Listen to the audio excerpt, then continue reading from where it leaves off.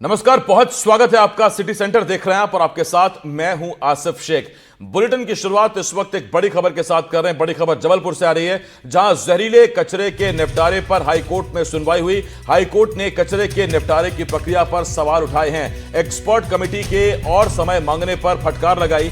कचरे में heavy metal mercury के प्रभावों पर सवाल पूछा ऐसे कचरे के लिए रिहायशी इलाका क्यों चुना गया। मामले पर 14 अगस्त को सुनवाई होगी। तो भोपाल गैस त्रासदी के लिए जिम्मेदार यूनियन कार्बाइड के जहरीले कचरे के नष्ट करने के प्रक्रिया के मामले में जबलपुर हाईकोर्ट में सुनवाई हुई। जहरीले कचरे को नष्ट करने से निकली राख को नष्ट करने संबंध में एक्सपर्ट कमेटी के सदस्यों ने अपनी रिपोर्ट पेश की, जिस पर कोर्ट ने नाराजगी जताते हुए सवाल उठाए।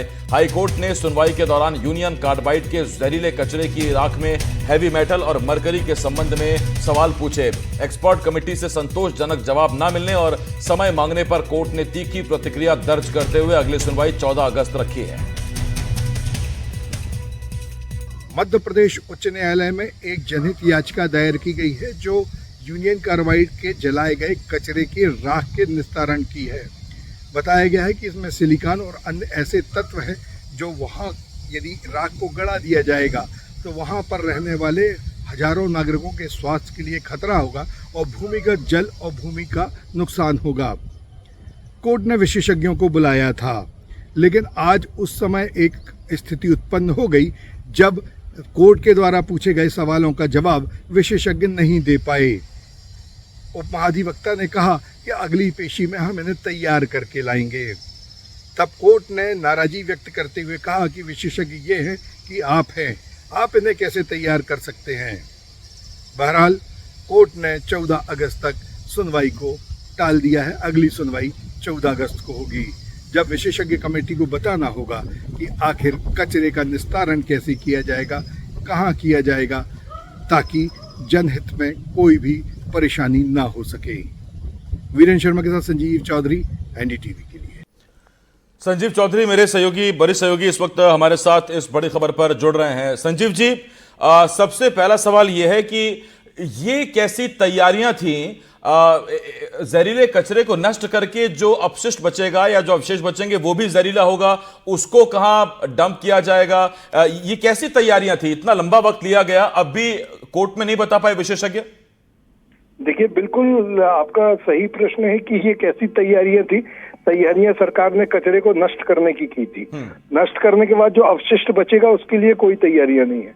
बहुत आश्चर्य की बात है कि सरकार ने इस विषय पर विशेषज्ञ कमेटी से कोई विशेष सलाह नहीं ली, और अब जब कचरा नष्ट हो गया और राख बन गया है तो उसके निस्तारण पे एक ये प्रश्न उठ गया, तभी जनहित याचिका दायर की गई है।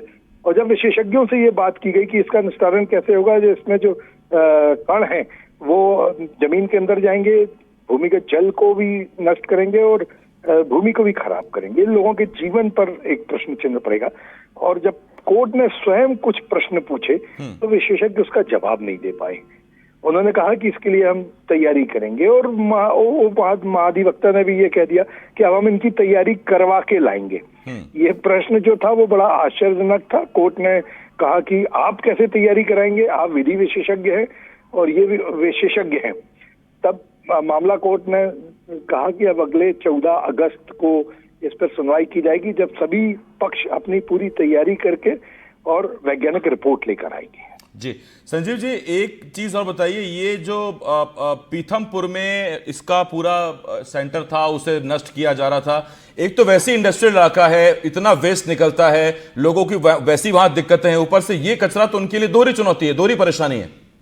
बिल्कुल यही बात जनहित याचिका में कही गई है कि जो निस्तारण किया गया है, ठीक है, वो वैज्ञानिक तरीके से किया गया, कचरे को जला दिया गया, लेकिन अब जलाने के बाद जो अवशिष्ट पदार्थ बचे हैं उसके लिए क्या सरकार की तैयारियां हैं, उसको किस तरीके से विनष्ट किया जाएगा जी। और जो बिल्कुल संजीव जी, यही वो सवाल है जो कोर्ट जानना चाहता है। फिलहाल बहुत धन्यवाद आपका हमारे साथ जुड़ने के लिए। संजीव जी वरिष्ठ पत्रकार हमारे जुड़े हुए थे हमारे साथ। लेकिन इस बीच भोपाल से बड़ी खबर है, जहां विधानसभा के बाहर कांग्रेस का प्रदर्शन देखने को मिल रहा है। खाद की बोरी लेकर कांग्रेस के विधायक पहुंच गए हैं। तस्वीरें इस वक्त आप दिखाते हैं आपको, और बड़ी खबर ये आ रही